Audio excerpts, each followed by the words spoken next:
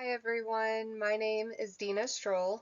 I am one of your fellow nursing students at Herzing University, and this is my Unit 7 assessment program plan presentation. In this presentation, I will provide you a brief overview of the creation and implementation of my community education project. This will include the definition of a community, details from the windshield survey, data collected for the assessment, my nursing diagnosis for this population, as well as the short and long-term goals that I created. It also includes content on working with the community liaison and finding local resources. Finally, I will review the interventions used to implement the project and an evaluation of the project. The first step of developing a community project was to identify and define the community. The community that I selected is Cartwright, Oklahoma. It is a small, rural, unincorporated town in the far southwest corner of Bryan County. It's located directly next to the Red River, which borders Texas, and Lake Texoma, with borders on the west side of town. The position of the lake prevents driving west and creates a transportation barrier for citizens. This town only has one gas station, no grocery stores, and no medical care. Residents of this community are required to travel either south into Texas or east to neighboring towns in Oklahoma to obtain basic necessities as well as for most employment opportunities. It's important to note that 19% of the population in this community live below the poverty level. What drew me to this community was finding the Cartwright Community Resource Center and learning about the resources they offer to the community. This center is helping to reduce health disparities in Cartwright by serving warm meals and offering many other services. Before this project began, I have drove through Cartwright hundreds of times, but the intentional focus of the windshield survey prompted me to take a closer look at the community. What I observed were a lot of single-family homes in poor condition, no parks, and no sidewalks in town. There are no grocery stores and very few places to work, which are both weak points for this community. Cartwright is unincorporated with a population of about 827 people. Being unincorporated means there are no municipal services to uphold regulations in town. The roads are not well kept, some are gravel, and most have potholes. The one strength that I noticed as I drove through the town was a white sign with a brightly colored logo and name that reads Cartwright Community Resource Center.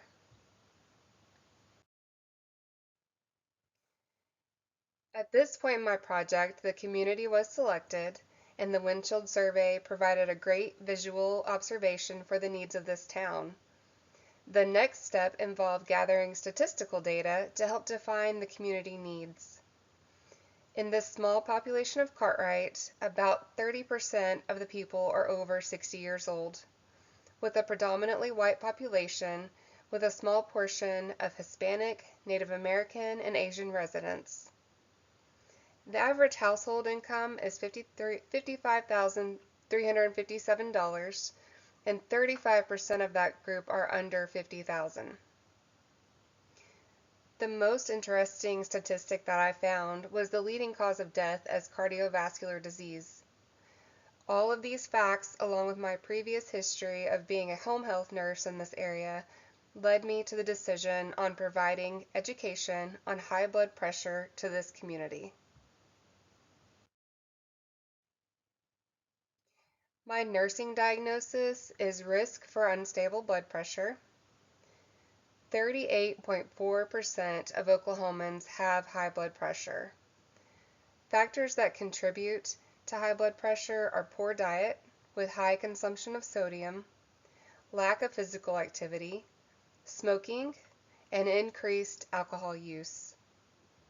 From my windshield survey, the results that showed there were no local grocery stores and only a gas station that sold processed foods, I can conclude that people living in this area probably do not have the healthiest diets.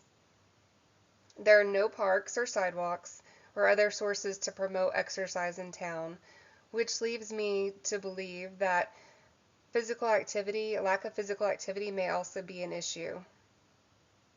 Regarding smoking, at my first visit to the community center, there was a clear indication that smoking was an issue, as evidenced by the group of people smoking in front of the building. So all of these components guided me in what I needed to include in the educational content. In consideration of the population and the data that I collected, I developed 3 SMART goals, which are specific, measurable, achievable, relevant, and time-bound. I had 2 short-term goals for the learners to verbalize, 1 method to lower blood pressure, and to name foods that are a good source of potassium. And for the long-term goal, I set the goal for 50% of the learners to report blood pressure is controlled and under 130/80 in 6 months. I had a very positive experience working with my liaison, the volunteers at the resource center, and the community members that attend the center. My liaison is the director, and she oversees the various resources provided at the community center. She coordinates the warm meals that are served 5 days a week, hosts a food pantry for people to get food to take home, and organizes community events like a recent town cleanup project. Other services that the center offers include free GED classes, free technology classes, group therapy, and church services. My liaison provided some insight to a homeless population in the area that do not have medical insurance coverage. After assessing this community and the need for the medical care to the homeless population, I located 2 additional resources. One resource is Southern Oklahoma Rural Transportation System, also known as SORTS, and their mission is to provide affordable public transportation to local appointments or to grocery stores. Medical Missions at the First Baptist Church in Durant is another available resource. Their mission is to provide medical care and prescription medications to people who have no medical coverage. These could both be valuable resources to the homeless population that do not have insurance coverage. The SORTS bus could provide low-cost transportation to and from the clinic. As I continued to work on my project and organize the data that I had collected, I developed an outline for my brochure and the educational content that I wanted to present. The brochures were handed out before the presentation began, and I let the attendees know the content in the presentation is also included in the brochure for them to take home. The brochure provided facts about blood pressure, a list of health risks if blood pressure is left uncontrolled, causes for hypertension, interventions to lower blood pressure, and a list of resources, which included the Oklahoma Tobacco Helpline for smoking cessation, a prescription assistance resource, the SORTS public transportation, and an emergency food pantry. In the PowerPoint presentation, I started off with a brief agenda just to capture the audience's attention. Then I went into an explanation of what high blood pressure is, including the medical term being hypertension. I used an image from the Cleveland Clinic to show a visual example of how the force of blood pushes against the artery walls, and I discussed the difference between the systolic and diastolic numbers. From there, I reviewed the major health problems that can occur from uncontrolled hypertension, such as heart disease, stroke, kidney failure, and vision loss.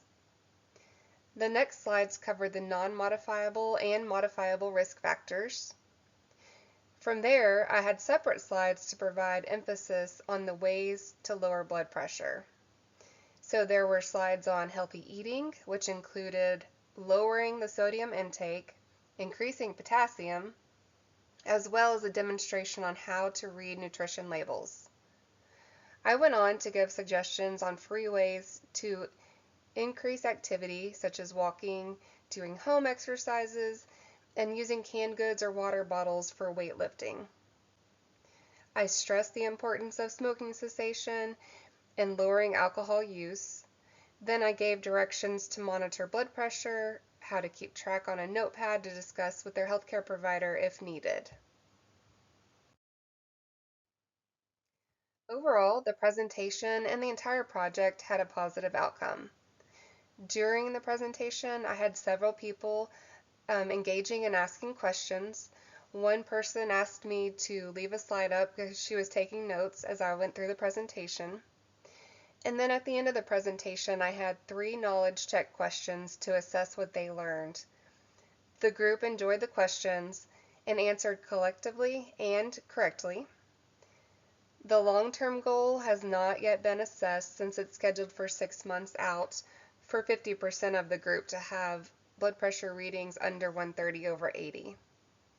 I did, however, see one of the attendees about a week after the presentation, and he showed me a notepad where he'd been tracking his blood pressure.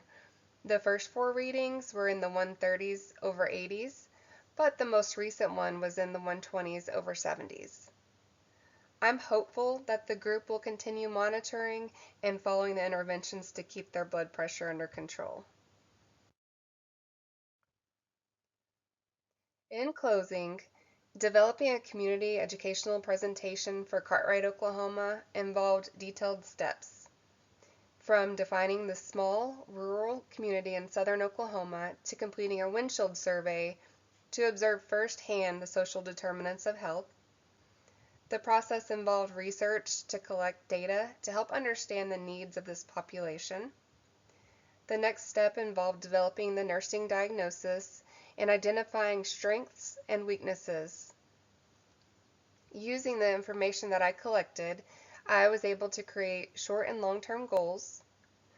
And working with the community liaison, I was able to identify specific learning needs for this community, like understanding how much sodium to consume each day and how to read nutrition labels. Additionally, I located resources that can provide value to the members of the community and help to reduce health disparities.